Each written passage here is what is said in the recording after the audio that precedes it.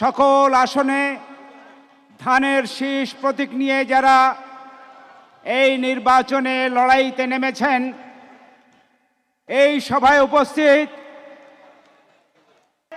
একটা স্থিতিশীল রাষ্ট্র, আন্তর্জাতিক বিশ্বে একটা মর্যাদাবান রাষ্ট্র হিসেবে প্রতিষ্ঠিত করব ইনশাআল্লাহ। গণতন্ত্র কিভাবে সুরক্ষিত হবে, মানুষের অধিকার কিভাবে সুরক্ষিত হবে, সেই আলোচনা তিনি উপস্থাপন করবেন।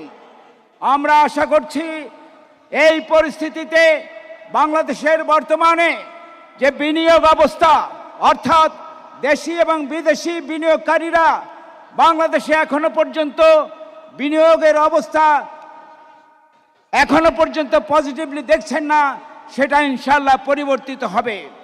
আমরা আশা করছি বাংলাদেশ জাতীয়তাবাদী দল যখন সরকারে যাবে, নিশ্চয়ই এদেশের শিক্ষা ব্যবস্থা, এদেশের স্বাস্থ্যের অবস্থা, এদেশের উন্নয়ন অবকাঠামো, এদেশের বাণিজ্য অবস্থা, এই সব কিছুর একটা পরিবর্তন হবে, ইতিবাচক পরিবর্তন হবে।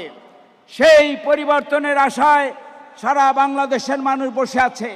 আমরা চাই এদেশে আবার জাতীয়তাবাদী দলে